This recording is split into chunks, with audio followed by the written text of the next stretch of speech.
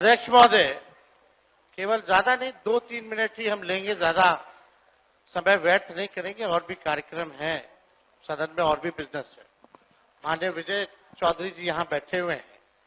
आप सब लोगों को पता है कि हमारी सरकार जब 7 में थे, इससे पहली वाली सरकार 17 महीने, तो हम लोगों ने जातीय आधारित गणना कराई थी।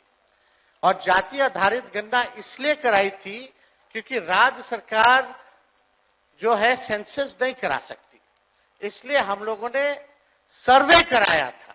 और उस सर्वे के आधार पर हम लोगों ने आरक्षण की सीमा महोदय 65% करने का काम किया था, जिसमें कि पिछड़े, अति पिछड़े, दलित, आदिवासी समाजों का आरक्षण हम लोगों ने बढ़ाया।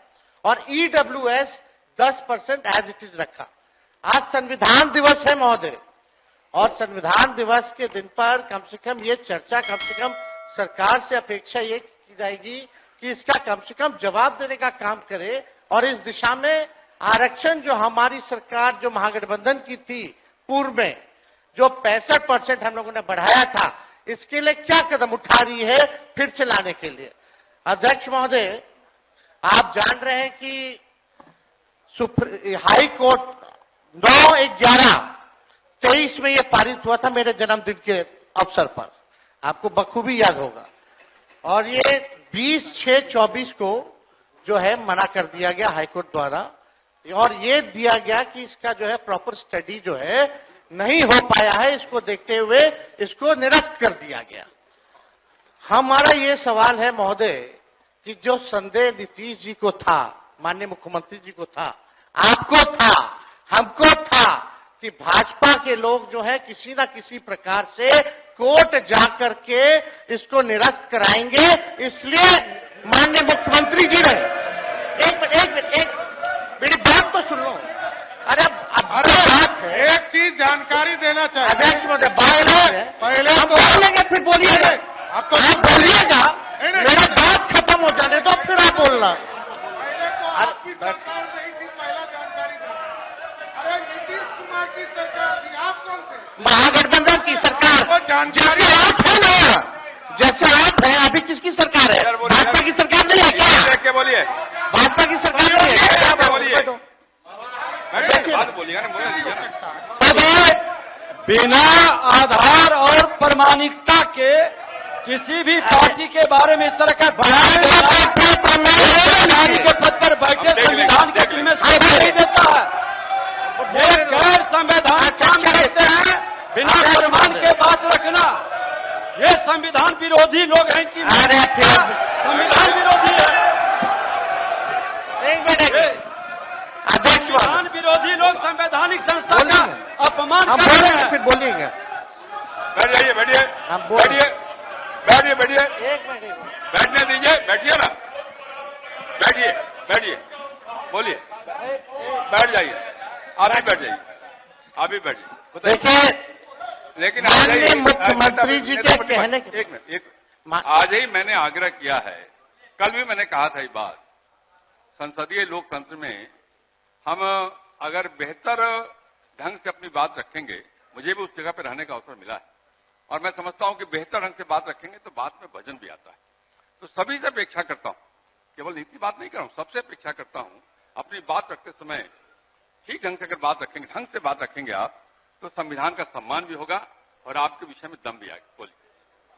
महोदय, समय देश के लिए हम आभारी हैं और हम लोग भी सहयोग कर रहे हैं, लेकिन माननीय मुख्यमंत्री जी जब हम लोगों ने पारित किया 9/11/2023 में, तो एक तय हुआ हमारे मंत्रिमंडल द्वारा कैबिनेट में, माननीय मुख्यमंत्री जी के आदेश पे, कि डर है कि कहीं ये कानून जो हम लोगों ने आरक्षण का लाया है खत्म ना हो जाए। इसके लिए आप सब लोग मिलकर के प्रेस कॉन्फ्रेंस कर लीजिए। और सम्राट चौधरी जी जो आप बोले, उस प्रेस कॉन्फ्रेंस का वीडियो हम आपको भेज देंगे, आप दोनों को। उसमें माननीय चौधरी जी ने क्या कहा था, अशोक चौधरी जी ने क्या कहा था, हमने क्या कहा था, आपको प्रमाण मिल जाएगा। चलिए, दूसरी बात मेरा यह है कि अब तो स्टडी, अब तो सुप्रीम कोर्ट में चल रहा है, अब हम लोग भी सुप्रीम कोर्ट में, आरजेडी भी पार्टी बनी हुई है उसको लेकर के। अब मेरा सवाल यह है कि जो बहालियां हो रही है, जो आरक्षित वर्ग है उसको नुकसान हो रहा है कि नहीं हो रहा? 16% हो रहा है ना। यह गंभीर मसला है महोदय। पिछड़ों का, अति पिछड़ों का, दलितों का, आदिवासियों का, जो भी आरक्षित वर्ग है, उनका भारी नुकसान हो रहा है। मेरा यही कहना है, अगर सरकार, और देश में ये पहली ऐसी सरकार थी 17 महीनों की जहां जाति आधारित गणना भी हुई और 65% आरक्षण की भी सीमा तय की गई। पहली बार इतना बड़ा निर्णय हम लोगों ने लिया, उस निर्णय को लागू कराने में क्यों फेल रहे?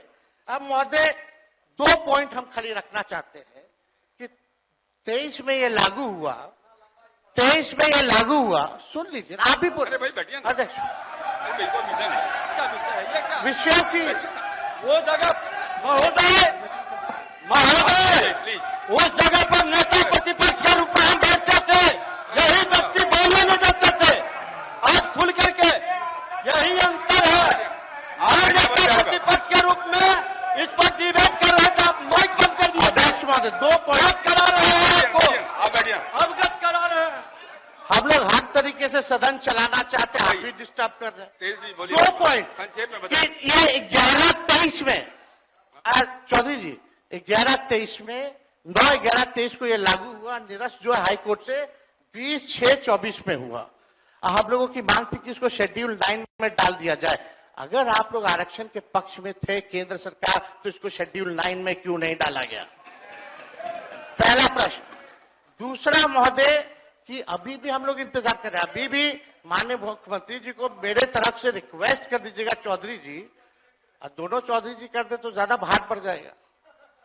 तो अगर कर देंगे तो कम से कम ये कह दीजिए, अभी स्टडी नहीं हुआ है, यही कोर्ट कहा, तो स्टडी तो ईडब्ल्यूएस का भी नहीं हुआ था जो 10% मिला, उसका कौन सा आधार था? ये तो हम लोगों ने कास्ट बेस्ड सर्वे करा के आरक्षण दिया। तो अभी हम लोगों की यही मांग है कि सरकार अगर इच्छुक है, आप दोनों बलवान लोग बैठे हैं, दोनों दो डिप्टी सीएम हैं, पहले हम अकेले थे तब हुआ था, अब तो 2 है। तो महोदय यही हमारा मांग है, खाली मांग सुन लिया जाए कि इसमें अभी भी स्टडी के लिए एक असेंबली की कमेटी बना दीजिए, एक असेंबली की कमेटी बना दीजिए जो स्टडी कर ले। और भाई आप बैठिए। अरे सुन लीजिए ना, क्या व्यवहार है? डिप्टी सीएम है यार, डिप्टी सीएम जैसा बात करिए। बोलने का मौका देता था, नहीं सभा देता था।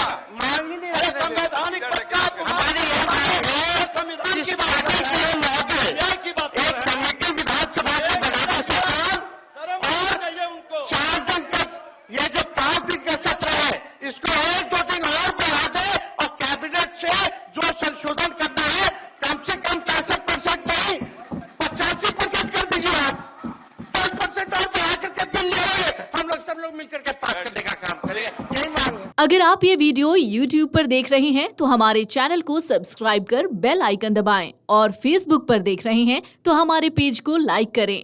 8 मिलियन प्लस सब्सक्राइबर, आपके इस भरोसे के लिए बहुत धन्यवाद।